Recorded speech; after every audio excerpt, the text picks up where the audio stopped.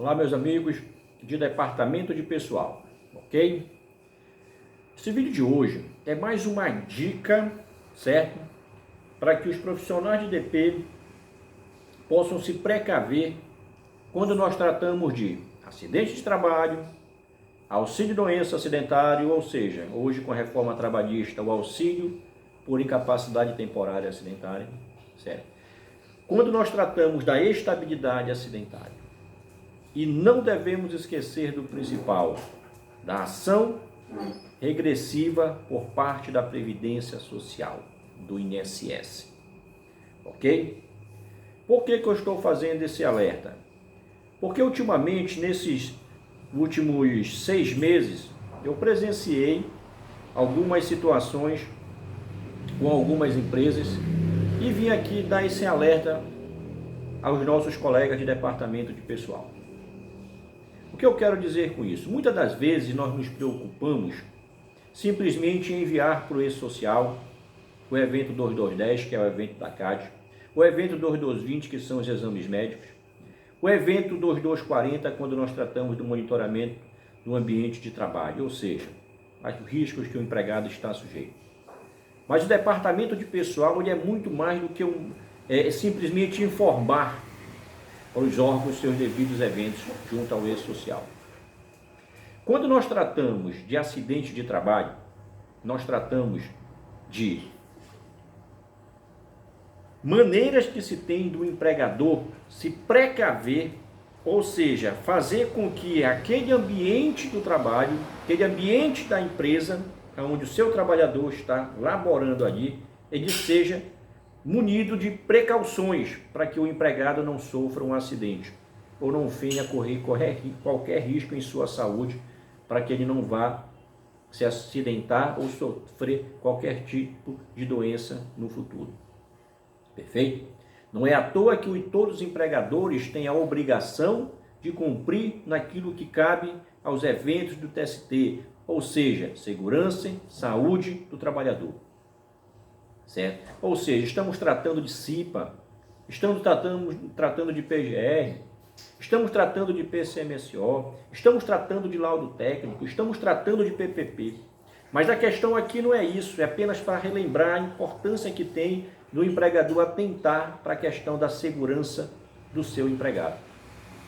Quando ela não atenta para isso, que ela é negligente, e aquele empregado vai sofrer um acidente, por negligência do empregador, por não observar as medidas de segurança, o que ocorre? Aquele empregado vai ser afastado, a empresa vai informar uma CAT, ele vai ser afastado, ele vai receber auxílio doença acidentário, nosso chamado auxílio por incapacidade temporária acidentária, correto? Ou seja, ele vai ficar recebendo um benefício e depois ele vai ter direito ali à sua estabilidade.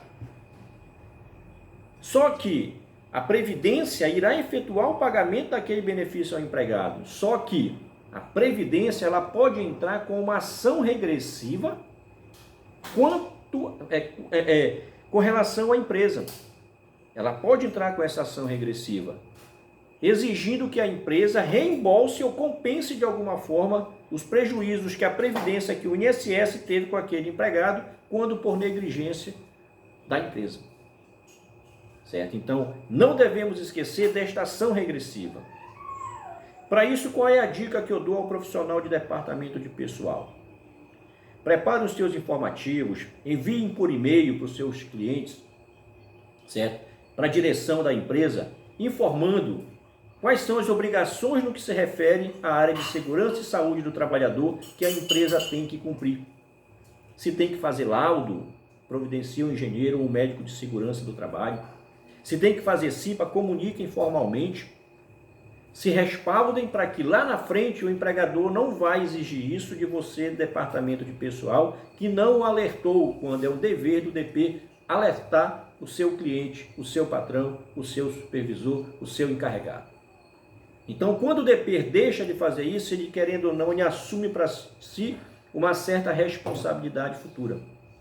Então, é por isso que é importante nós podermos nos munir de informação para o nosso cliente para que ele possa cumprir as suas obrigações na área de segurança e saúde.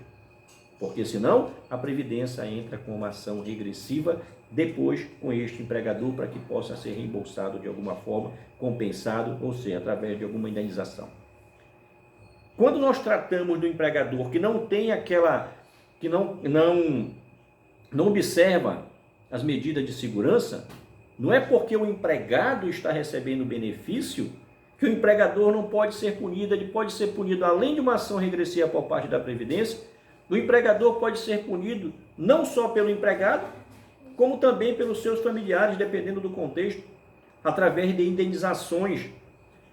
Em determinados casos, essas indenizações, essas reparações pelos danos superam aí anos, porque já entra na esfera civil, certo? Então a responsabilidade civil do empregador não se acaba com o benefício, ele pode ter que pagar indenizações ao empregado ou aos seus dependentes, perfeito? Ou seja, observem isso. Não basta simplesmente nós observarmos, nós tratarmos de enviar os eventos de segurança, como eu ressaltei, o 2210, os 2220 e os 2240 da Previdência. Tem um evento que é fundamental que nós informamos à Previdência, que é o 2230, que é justamente esse evento. A Previdência tem um conhecimento do início e do término daquele benefício previdenciário.